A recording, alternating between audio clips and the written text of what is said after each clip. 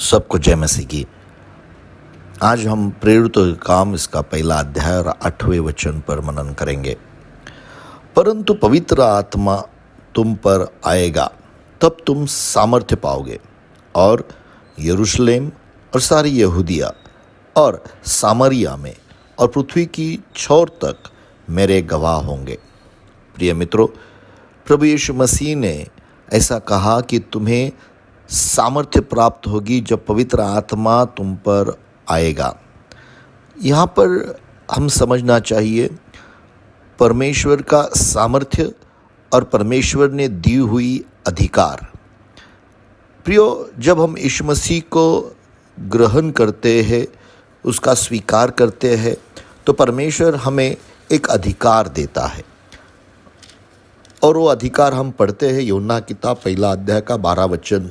वहाँ पर ऐसा लिखा है, परंतु जितनों ने उसे ग्रहण किया उसने उन्हें परमेश्वर की संतान होने का अधिकार दिया, अर्थात उन्हें जो उसके नाम पर विश्वास रखते हैं। प्रियो, ये बहुत ज़रूरी हमें समझना कि परमेश्वर ने दिया हुआ अधिकार और परमेश्वर का सामर्थ्य हमें समझना चाहिए। लूका की किताब इसका 10वां अध्याय और 19 वचन हमें कहता है, देखो मैंने तुम्हें सांपों और बिच्छुओं को रौंदने का और शत्रु की सारी सामर्थ्य पर अधिकार दिया है और किसी वस्तु से तुम्हें कुछ हानि न होगी। परमेश्वर प्रभु यीशु मसीह ने हमें ऐसा अधिकार दिया है कि हम सांप और बिच्छू पर उन्हें रौंद सके। ये तो परमेश्वर ने दिया हुआ अधिकार है। ये वचनों में हम देखते हैं, इसे ग्रीक में एक्सोसिया ऐसा कहा है।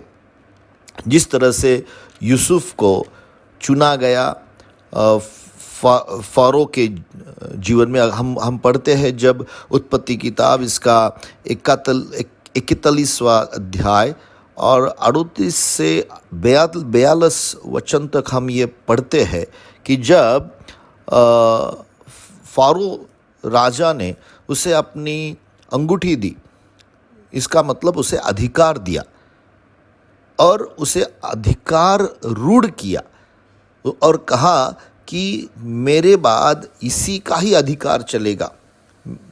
जो अंगूठी फ़ारो ने यूसुफ के उंगली में चढ़ा दी, उसी के बाद उसे वो अधिकार मिला। प्रियो, हम ये अधिकार लूका की किताब में भी देखते हैं। लूका का 15 अध्याय जब उड़ा पुत्र के विषय में प्रभु यीशु मसीह ने जो दृष्टांत दिया, उस दृष्टांत में भी हम देखते हैं कि वहाँ पर यीशु मसीह कहते जब उड़ाव पुत्र वापिस आए तो उसके पिता ने उसे नए वस्त्र दिए, उसे पैर में चप्पल दी और उसके बाद में उसके हाथों में अंगूठी दी। और अंगूठी का मतलब उसे अधिकार मिला। लेकिन जब अधिकार तो हमें यीशु मसीह पर विश्वास रखने के बाद मिलता है, लेकिन जो सामर्थ्य है वो पवित्र आत्मा के द्वारा आती है। जब हम ये प्रेरित काम इसका पहला अध्याय का 8वां वचन पढ़ते हैं, ऐसा लिखा है, जब पवित्र आत्मा तुम पर आया तुम्हें सामर्थ्य मिलेगी। और सामर्थ्य का जो ग्रीक में शब्द उसका उपयोग जो किया है वो है डुनामिस। इसका मतलब सामर्थ्य, ऐसा स्पेशल पावर, इनहेरेंट पावर ऐसा कहा है। एक ऐसी सामर्थ्य जो तुम में बसी होगी। उसका जो शब्द है वो डायनामाइट के लिए यूज़ किया जाता है। डायनामाइट बोले तो ये एक स्फोटक होता है, एक बम होता है।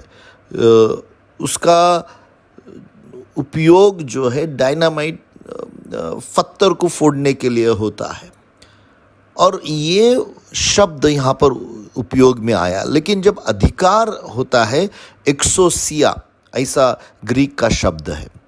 मैं चाहता हूँ आप ये समझ ले कि जब पवित्र आत्मा हम पर उतर आई तब हमें क्या मिलता है, तब हमें सामर्थ्य मिलता है।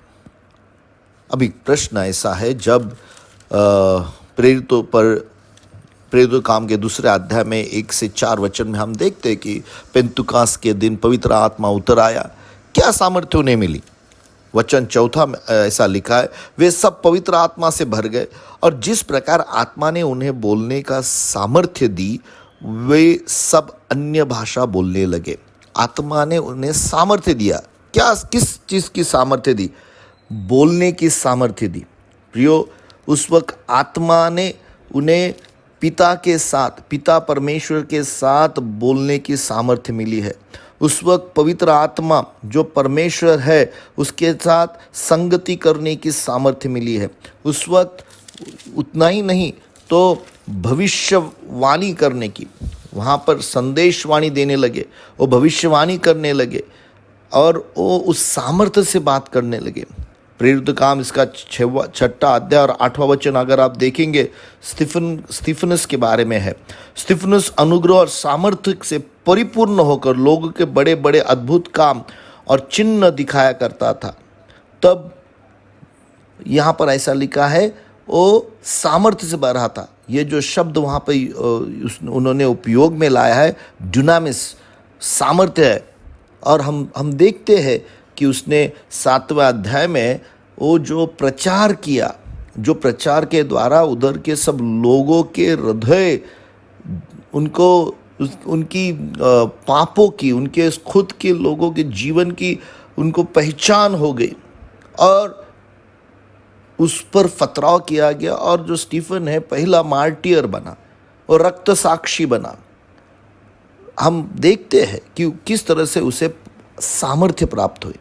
प्रियो, प्रभु परमेश्वर चाहता है कि आप सब जन पवित्र आत्मा के सामर्थ्य से भरे होना चाहिए। हम सब जन पवित्र आत्मा के सामर्थ्य से भरे होना चाहिए।